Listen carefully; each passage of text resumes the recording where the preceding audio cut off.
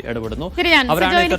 ഇപ്പോൾ പി പത്മനാഭൻ അദ്ദേഹം society for blood transfusion awareness പ്രതിനിധിയാണ്.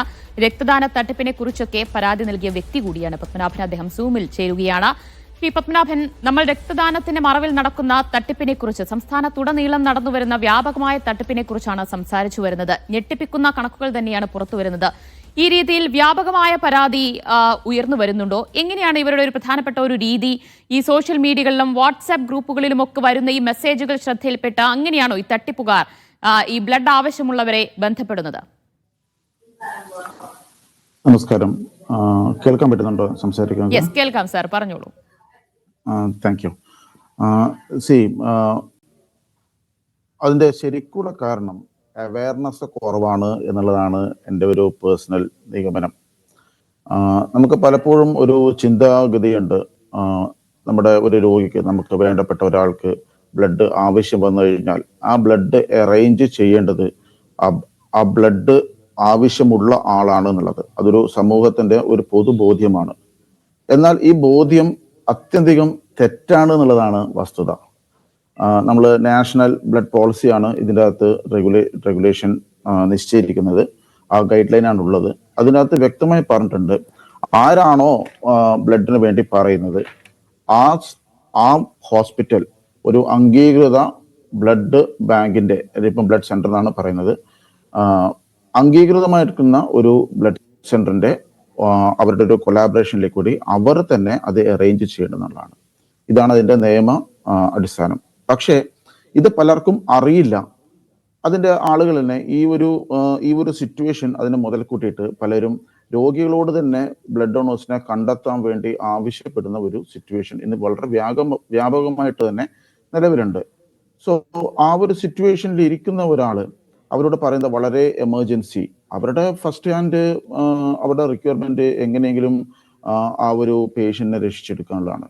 അവിടെ ഒരു പൈസയായിട്ടോ ഇതൊന്നും അവർ ചിന്തിക്കുന്നില്ല. അപ്പോൾ ഈ ഒരു അവയർനെസിന്റെ അഭാവം വളരെ അധികമായിട്ടുള്ള രീതിയിൽ ഈ ഒരു പെയ്ഡ് ബ്ലഡ് ഡൊണേഷനെ പ്രൊമോട്ട് ചെയ്യുന്ന രീതിയിൽ നമ്മുടെ നാട്ടിൽ ഇന്ന് ഉണ്ട്. പിന്നെ ഇവരുടെ ഒരു മോഡസ് ഓപ്പറാണ്ടി എന്ന് പറയുന്നത്, ഞാൻ ഓൾറെഡി പറഞ്ഞല്ലോ, ബ്ലഡിന് വേണ്ടി ആളെ തപ്പുക. ഇപ്പൊ ഞങ്ങളുടെ ഒരു ബ്ലഡ് ഡോണർ മോട്ടിവേറ്റർ, ഞങ്ങളുടെ ഒരു കോക്കസിനുള്ളിൽ ഞങ്ങൾ ഉപയോഗിക്കുന്ന ഒരു വേർഡ് എന്ന് പറയുന്നത് നേർച്ചക്കോഴിയെ തപ്പുക എന്നുള്ള രീതിയിലാണ്.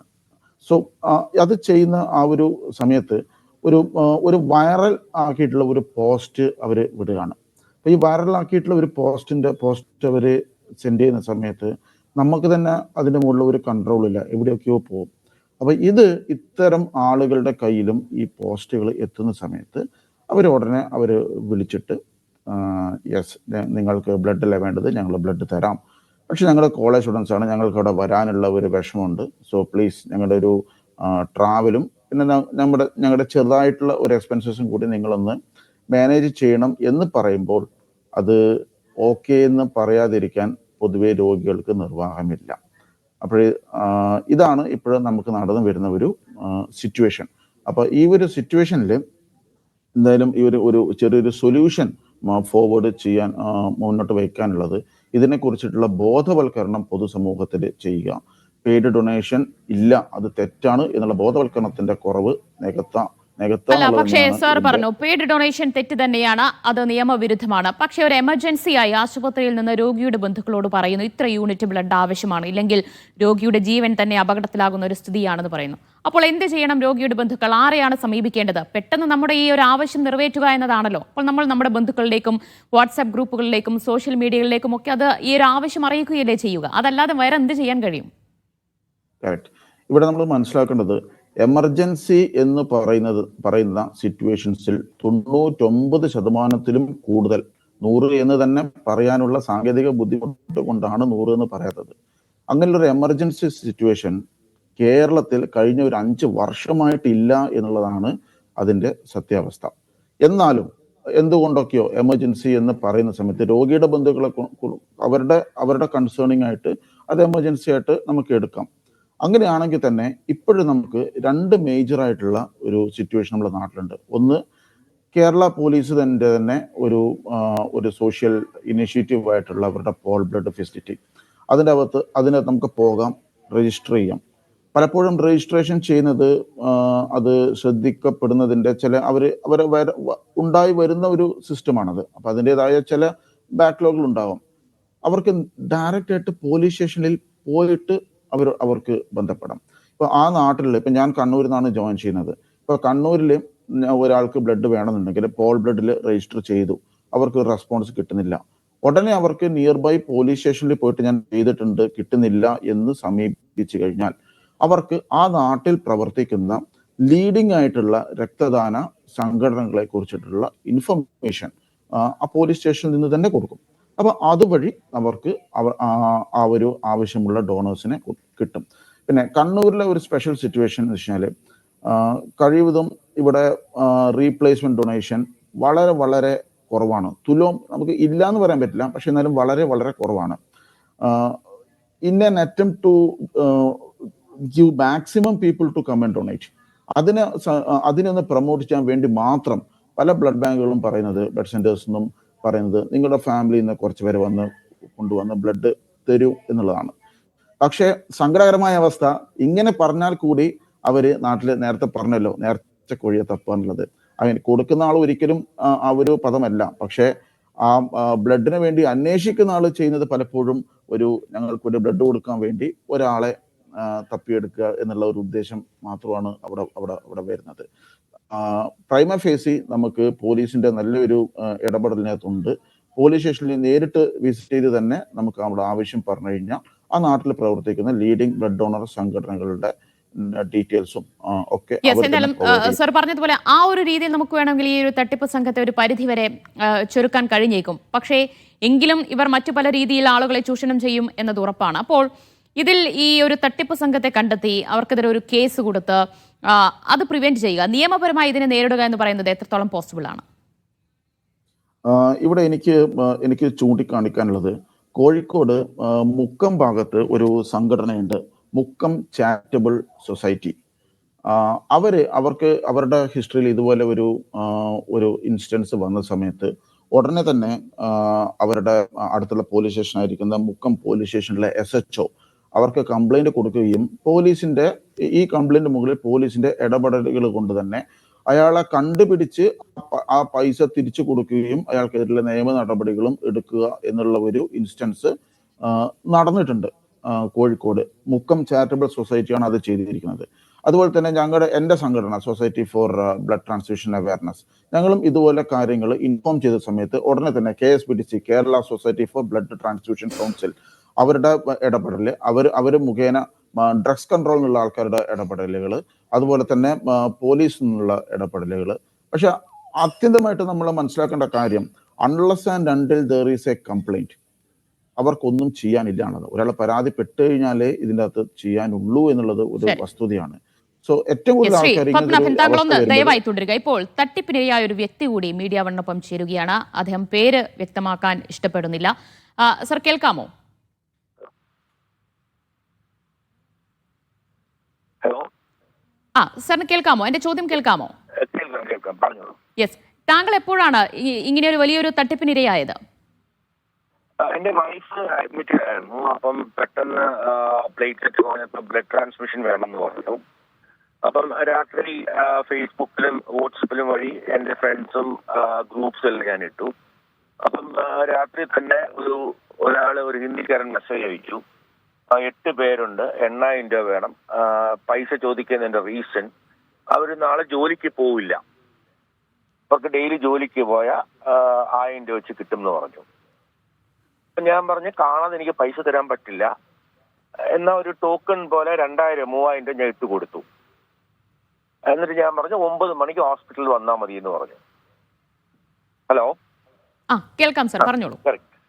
രാവിലെ 7:30 വിളിച്ച് പറഞ്ഞു, ഞങ്ങൾ അവിടെ വന്നു, ഹോസ്പിറ്റലിൽ ആരും കണ്ടില്ല. ഞാൻ പറഞ്ഞു, ബ്ലഡ് ബാങ്ക് തുറക്കുന്നത് 8:30 അപ്പൊ നിങ്ങൾ നേരത്തെ വന്നിട്ട് കാര്യമില്ല, അതിൽ ഞങ്ങൾക്ക് വിശ്വാസം പോയി, ഞങ്ങളുടെ പണി പോയി, പല ആൾക്കാരും നമ്മളിങ്ങനെ വിളിച്ച് പറ്റിക്കും എന്ന് പറഞ്ഞു വീണ്ടും എന്നെ കൊണ്ട് 5000 രൂപ ഇടിപ്പിച്ചു. അത് ശരി, ഓക്കെ. അപ്പൊ നമ്മൾ വീണ്ടും ആ പൈസ ഇട്ട് കൊടുത്തു.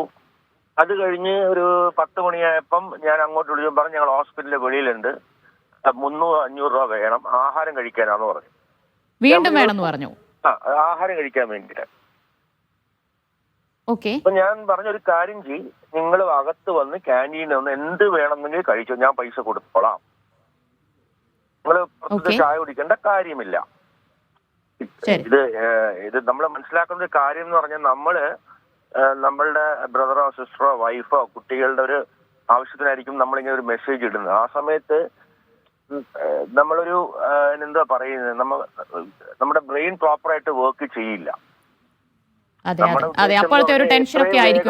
ബ്ലഡ് കിട്ടുക, ആൻഡ് എനിക്ക് വേണ്ടിയിരുന്നത് O നെഗറ്റീവ് ബ്ലഡ് ആയിരുന്നു, വിച്ച് ഇസ് വെരി റെയർ. അപ്പൊ ഒരാള് പെട്ടെന്ന് 8 പണിക്കാരുണ്ട്, അവർക്ക് പണിക്ക് പോകുന്നതിന്റെ പൈസ കൊടുത്താൽ വരാമെന്ന് പറയുമ്പോൾ നമ്മളിപ്പം കൂടുതലൊന്നും ചിന്തിക്കുന്നില്ലല്ലോ. അതെ. അങ്ങനെ താങ്കൾക്ക് അന്നത്തെ ദിവസം പിന്നെ അവർ വന്നില്ല, പിന്നീട് എങ്ങനെയാണ് ഈ ബ്ലഡ് അറേഞ്ച് ചെയ്തത്? ബാക്കി ഫേസ്ബുക്ക് വഴിയും വാട്സപ്പ് വഴിയും പോലീസ് ആപ്പ് ഉണ്ടായിരുന്നു, വേറെ കുറെ ബ്ലഡ് ഡോണേഴ്സ് ഉണ്ട്, അതുവഴിയാണ് നമ്മൾ അറേഞ്ച് ചെയ്തത്. അതായത് ഈ പറഞ്ഞ 8 പേരിൽ ഒരാൾ പോലും വന്ന രക്തം ദാനം ചെയ്തില്ല? ഒന്നും ചെയ്തിട്ടില്ല. ഗൂഗിൾ പേ ഇട്ട് കൊടുത്തു. ഞാൻ പോലീസിൽ ഒരു കംപ്ലൈന്റ് പറഞ്ഞിട്ടുണ്ട്. ഞാൻ ആ സ്ക്രീൻഷോട്ട് പോലും അയച്ചു കൊടുത്തിട്ടുണ്ട്.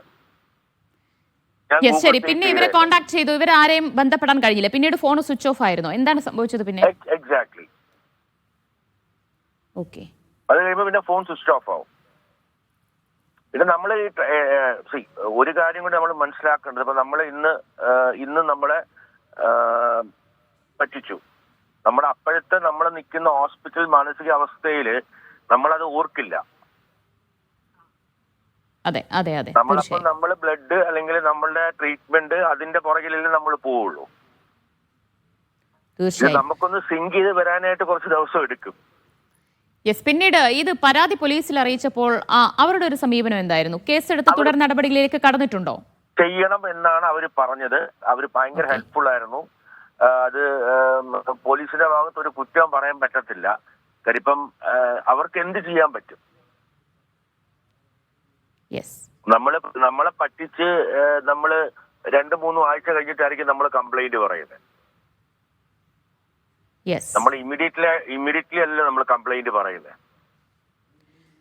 അതെ, ഇങ്ങനൊരു ബ്ലഡിന്റെ ആവശ്യം വന്നപ്പോൾ നിങ്ങൾ ഈ പറയുന്ന പോലെയുള്ള ചില സംഘടനകളുണ്ടല്ലോ, രക്തം ദാനം നൽകുന്ന സംഘടനകൾ, ആ സംഘടനകളുമായി ബന്ധപ്പെട്ടിരുന്നോ?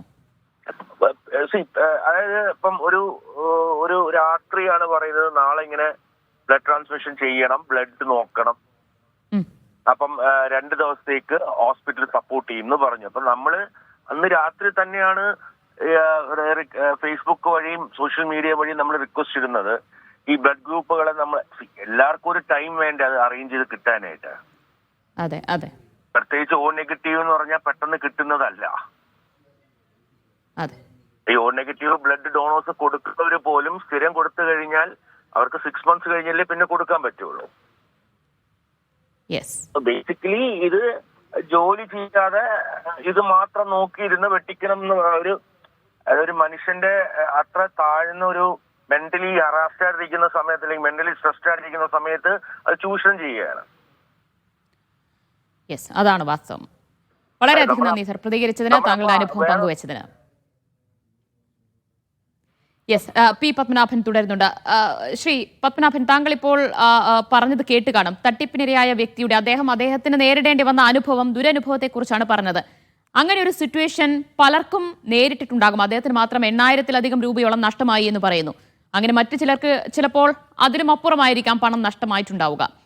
ഇത് ഒഴിവാക്കാൻ വെറും ബോധവൽക്കരണം കൊണ്ട് മാത്രം നടക്കുമോ? ഞാൻ ഈ ചർച്ചയിൽ കേൾക്കാമല്ലോ? കേൾക്കാം. ഹലോ, കേൾക്കാം സർ. ഞാൻ ചർച്ചയിൽ തുടക്കത്തിൽ പറഞ്ഞ പോയിന്റ് തന്നെയാണ് ഇപ്പോഴും പറയുന്നത്. അവയർനെസ്സിന്റെ ഇല്ലായ്മ. ഇപ്പോഴും ഒരു സാറ് സംസാരിച്ചു, അവർ തട്ടിപ്പിന് ഇരയായി എന്നുള്ളത്. അവർ പറഞ്ഞതിൽ 2 പോയിന്റാണുള്ളത്. ഒന്ന്, 6 months കഴിഞ്ഞിട്ടേ ബ്ലഡ് കൊടുക്കാൻ പറ്റുള്ളൂ എന്നുള്ള തെറ്റായ അവയർനെസ്. രണ്ടാമത്തത് O നെഗറ്റീവ് റയർ ഗ്രൂപ്പ് ആണ് എന്നുള്ള തെറ്റായ ഒരു അവയർനെസ്. ഞാൻ നിങ്ങൾ സംസാരിച്ചുകൊണ്ടിരിക്കുന്ന സമയത്ത് ഇന്നത്തെ ലൈവായിട്ടുള്ള, ഞാൻ കണ്ണൂരാണെന്ന് സൂചിപ്പിച്ചില്ല നേരത്തെ, കണ്ണൂരിന്റെ സിറ്റുവേഷൻ, കണ്ണൂരിൽ as on date 5 unit O negative ഇപ്പോഴും സ്റ്റോക്ക് ഉണ്ട്. ഒരു എമർജൻസി സിറ്റുവേഷനിൽ പോവുക, അവിടുന്ന് എടുക്കുക എന്നുള്ള അത്രയും ലാഘവത്തോടെ നമുക്ക് എടുക്കാൻ പറ്റുന്ന രീതിയിൽ നമുക്ക് കണ്ണൂരിൽ സിറ്റുവേഷൻ ഉണ്ട്. അല്ല, അത് ഇതുപോലെ പക്ഷെ ഒരു എല്ലാ സാധാരണക്കാരനായ ഒരു വ്യക്തിക്ക് എങ്ങനെയാണ് അത് ഈ ഒരു അവൈലബിലിറ്റി നമുക്ക് മനസ്സിലാക്കാൻ കഴിയുക? സാർ പറഞ്ഞതുപോലെയുള്ള ഈ സംഘടനയിൽ അംഗത്വമോ മെമ്പർഷിപ്പോ ഇല്ലെങ്കിൽ നമുക്ക് അറിയാൻ കഴിയില്ലല്ലോ. പറ്റും. ഗവൺമെന്റിന് തന്നെ പറ്റും. പബ്ലിക് ആയിട്ടുള്ള പോർട്ടൽ ഉണ്ട്, ഈ രക്തകോശ്, ERAKTKOSH. ഇത് ആൻഡ്രോയിഡ് ആപ്ലിക്കേഷനും ഉണ്ട്, അതുപോലെ തന്നെ നമുക്ക് വെബ്സൈറ്റിലും അവൈലബിൾ ആണ്. ഇതിൽ പോയിട്ട് നമ്മളൊന്ന് ചെയ്തു കഴിഞ്ഞാൽ നമുക്ക് ഇന്ത്യയിൽ ഉടനീളം, അത് മാത്രമല്ല ഈ ഒരു അവസരത്തിൽ സർക്കാരിനെ കൺഗ്രാജുലേറ്റ് ചെയ്യാൻ വേണ്ടി ഈ ഒരു അവസരം ഉപയോഗിക്കുകയാണ്. കേരള സ്റ്റേറ്റിന് മാത്രമായിട്ടുള്ള ഒരു സ്പെഷ്യൽ ആയിട്ടുള്ള ഒരു ആപ്ലിക്കേഷൻ കൊണ്ടുവരുന്നുണ്ട് എന്നുള്ളത് ന്യൂസിൽ കണ്ടു. സോ അതും കൂടി വന്നു കഴിഞ്ഞാൽ അതും ജനകീയമായിട്ടുള്ള ഒരു അവയർനെസ് നിങ്ങൾക്ക് ആവശ്യമുണ്ടെങ്കിൽ, പലപ്പോഴും ബ്ലഡ് കിട്ടുന്നില്ല എന്നുള്ള തോന്നലാണ് ആൾക്കാർ ഇത്തരം കെണിയിൽ ചെല്ലുന്നത്. ഇപ്പോൾ തന്നെ സംഭവിച്ചല്ലോ, O negative is a rare group എന്ന് പറഞ്ഞു. O negative is not a rare group. കിട്ടാത്ത അവസ്ഥയാണ് റയർ. O നെഗറ്റീവ് കിട്ടാത്ത അവസ്ഥ ഇന്ന് കണ്ണൂരിൽ 5 യൂണിറ്റ് വരെ ഇല്ല, 5ന് മുകളിൽ പോയാൽ മാത്രമേ ഉള്ളൂ. അവിടെയും നമുക്ക് പലതരത്തിലുള്ള ഫെസിലിറ്റീസ് ഉണ്ട്. കാസർഗോഡ് കൊണ്ടുവരാം, കോഴിക്കോട് നിന്ന് കൊണ്ടുവരാം. There is something called as blood bank to blood bank bulk transfer എന്നുള്ള ഒരു ഫെസിലിറ്റി ഉണ്ട്. ഒരു ബ്ലഡ് ബാങ്കിൽ ആ ഒരു ബ്ലഡ് ഇല്ലെങ്കിൽ അതുള്ള നിയറസ്റ്റ് ബ്ലഡ് ബാങ്കിൽ നിന്ന് കൊണ്ടുവരാൻ പറ്റും. നമ്മൾ മനസ്സിലാക്കേണ്ട കാര്യം, ഒരു ബ്ലഡ് ദാനം ചെയ്ത് കഴിഞ്ഞാൽ ആ ബ്ലഡ് പേഷ്യന്റിന് കൊടുക്കാൻ വേണ്ടി ഒരു മിനിമം ഒരു 3 hours വരെ, ഞാൻ 3 hours എന്ന് പറയുന്ന സമയത്ത് അതിനകത്ത് ടെക്നിക്കലി കറക്റ്റ് അല്ല, കാരണം ഇപ്പോഴ് കുറച്ച് നൂതനമായിട്ടുള്ള കാര്യങ്ങൾ അതിനേക്കാളും പെട്ടെന്ന് എടുക്കേണ്ട വഴിയുണ്ട്. എന്നാലും ഒരു ആവറേജ് ആയിട്ട് ഒരു RBC എടുക്കേണ്ടെങ്കിൽ അറൗണ്ട് 3 hours, ഒരു പ്ലേറ്റ്ലെറ്റ് എടുക്കേണ്ടെങ്കിൽ അറൗണ്ട് 8 hours വരെ കഴിഞ്ഞിട്ട് മാത്രമേ, ഇപ്പൊ തൊട്ട് മുന്നേ സംസാരിച്ചുള്ള പ്ലേറ്റ്ലെറ്റ്സ് എടുക്കാൻ വേണ്ടെന്ന് തോന്നുന്നു. 8 hours കഴിഞ്ഞാലേ നമുക്കത് കിട്ടുള്ളൂ. അപ്പോൾ എന്തുകൊണ്ടും ഒരാളെ തപ്പിപ്പിടിച്ച് നമ്മൾ കൊണ്ടുവന്ന് ബ്ലീഡ് ചെയ്യുന്നതിനേക്കാളും എളുപ്പമാണ് നമ്മൾ അവിടെയുള്ള സ്റ്റോക്ക് വെച്ചിട്ട്. പക്ഷെ അവിടെയും നമുക്ക് തെറ്റായിട്ട് പറയേണ്ട ഒരു കാര്യം, ആൾക്കാർക്ക് പലപ്പോഴും അവരുടെ ആവശ്യം കഴിഞ്ഞാൽ പിന്നെ അവർ ബ്ലഡ് രക്തദാനം ചെയ്യില്ല. എൻ്റെ ആവശ്യം കഴിഞ്ഞു, ഇനി ഞാനിതിനെ രക്തദാനം ചെയ്യുന്നത്. സോ അത് നമ്മുടെ പൊതുസമൂഹത്തിൻ്റെ, നമ്മുടെ ഒരു സോഷ്യൽ കൾച്ചർ അവിടുന്ന് മാറേണ്ട ഒരു ആവശ്യമുണ്ട്. ആ സോഷ്യൽ കൾച്ചർ മാറി രക്തദാനം ചെയ്യാൻ പറ്റുന്ന എല്ലാവരും ബ്ലഡ് സെന്റേഴ്സിൽ പോയി സ്വമേധയാ, ഐ റിപ്പീറ്റ് ദ വേർഡ്, സ്വമേധയാ, ആരും വിളിക്കാതെ തന്നെ രക്തദാനം ചെയ്യുന്ന ഒരു അവസ്ഥ നമ്മുടെ നാട്ടിൽ വന്നു കഴിഞ്ഞു. അല്ല, ഇവിടെ നോർമലി എങ്ങനെയാണ്, ഇപ്പോൾ ബ്ലഡ് ബാങ്കിൽ നിന്ന് ഒരു 2 യൂണിറ്റ് O പോസിറ്റീവ് ബ്ലഡ് എടുത്തു എന്ന് കഴിഞ്ഞാൽ ഈ രോഗിയുടെ ബന്ധുക്കൾ തന്നെ അത് തിരികെ അതേ അളവിലുള്ള രക്തം കൊടുക്കണം, അത് അവിടെ എത്തിക്കണം എന്നതാണോ? ചിലവർ അങ്ങനെ പറയുന്നുണ്ട്, പക്ഷെ പലരും ആ ഒരു അവസ്ഥയിലില്ല. നിങ്ങൾക്ക് പറ്റുന്ന ഒരു 2 പേരെ നിങ്ങൾ കൊണ്ടു തന്നാൽ നന്നായിരുന്നു എന്നുള്ളതാണ്. അവിടെ നമ്മൾ മനസ്സിലാക്കേണ്ടത്, ഇതിന് നമ്മുടെ നാടൻ ഭാഷ പറഞ്ഞു കഴിഞ്ഞാൽ ബദല് കൊടുക്കുക എന്ന് പറയും. ബദല് കൊടുക്കുക എന്നുള്ളതല്ല അവിടെ നടക്കുന്നത്. ഈ ഒരു പുഷ് ഇല്ലാതെ സന്നദ്ധ രക്തദാനത്തിലേക്ക് നമുക്ക് ആൾക്കാരെ കൊണ്ടുവരാൻ വേണ്ടി ബുദ്ധിമുട്ടാണ്. അപ്പോൾ പലപ്പോഴും ഇങ്ങനെയുള്ള ആളുകൾ വന്ന് അവരെ കൊണ്ടുവരുന്ന അവരുടെ ഫാമിലി ഫ്രണ്ട്സ് നോക്കുന്ന സമയത്ത് പലരും രക്തദാനം ചെയ്യാത്ത ആളുകളായിരിക്കും ഇതുവരെ. അവരുടെ ഫാമിലിയുടെ ആവശ്യമുണ്ട്, അവരുടെ ഫ്രണ്ട്സിൻ്റെ ആവശ്യമുണ്ടെന്ന് പറഞ്ഞ അവരെ പെട്ടെന്ന് വന്ന് രക്തദാനം ചെയ്യും. അങ്ങനെ ഒരു തവണ വന്നു കഴിഞ്ഞാൽ അവരുടെ മെഡിക്കൽ സ്ക്രീനിങ് പോസിബിൾ ആണ്. അവർ ചില സമയത്ത് റാർ ബ്ലഡ് ഗ്രൂപ്പിന്റെ വല്ല റാർ ടൈപ്പ് ആണെങ്കിൽ ആ റാർ ടൈപ്പ് സ്ക്രീനിങ് നമുക്ക് പോസിബിൾ ആണ്. മാത്രമല്ല ഇയാളെ ഈ വരുന്ന ഡോണറിനെ ഒരു regular voluntary and non remunerative ഡോണറായിട്ട് നമുക്ക് കൺവേർട്ട് ചെയ്യാൻ പറ്റും. അപ്പൊ ഈ ഒരു സിറ്റുവേഷൻ ഉണ്ടാക്കാൻ വേണ്ടിയിട്ടാണ് പലപ്പോഴും ബ്ലഡ് സെന്റേഴ്സ് നിങ്ങൾ 2 പേരെ കൊണ്ടുവരണം എന്ന് പറയുന്നത്. ഉണ്ട്, അത് തന്നെ കൊണ്ടുവരുന്നതൊക്കെ വാശി പിടിക്കുന്ന ബ്ലഡ് സെന്റേഴ്സ് ഉണ്ട്. അതിന് അങ്ങനെ വാശി പിടിക്കുന്ന സമയത്ത് ഇങ്ങനെയുള്ള ഇതുപോലെ വാശി പിടിക്കുന്നു എന്നുള്ളത് അധികൃതരെ അറിയിക്കുക എന്നുള്ളതാണ്. KSPTCയുടെ കാര്യം ഞാൻ മുന്നേ പറഞ്ഞു. Kerala state blood transfusion council വളരെ സുന്ദരമായിട്ടുള്ള ഹെൽപ്പാണ് അവർ ചെയ്യുന്നത്. പക്ഷെ അങ്ങനെ ഒരു ബോഡി ഉണ്ട് എന്നുള്ള ഒരു അവയർനെസ് നാട്ടിലില്ല എന്നുള്ളതാണ് പലപ്പോഴും കംപ്ലൈന്റ് കൊടുക്കാത്തതിന്റെ കാരണം. സോ അവയർനെസ് നല്ല രീതിയിൽ ചെയ്തു കഴിഞ്ഞാൽ ഒരു വലിയൊരു പരിധി വരെ നമുക്ക്, പിന്നെ 100% ഉള്ളത് ഒരിക്കലും സാധ്യമല്ല. ഇപ്പോൾ ലേസർ പൂട്ട് വരെ പൊട്ടിക്കാനുള്ള അതിനേക്കാളും നൂതനമായ വിദ്യ കണ്ടുപിടിക്കും. So it is a race. പക്ഷെ അതിന്റെ നമുക്ക് പെർസെൻറ്റേജ് നമുക്ക് വളരെ വളരെ കുറച്ചു, 0 അല്ലെങ്കിലും ഒരു നെക്സ്റ്റ് ടു 0 എന്നുള്ള ഒരു ലെവലിലേക്ക് നമുക്ക് അത് എത്തിക്കാൻ പറ്റുന്നുള്ളതാണ് എൻ്റെ ഉറപ്പായിരിക്കുന്ന എൻ്റെ ഒരു വിശ്വാസം. വളരെയധികം നന്ദി ശ്രീ പി പത്മനാഭൻ അതിഥിയായി ചേർന്നതിന്.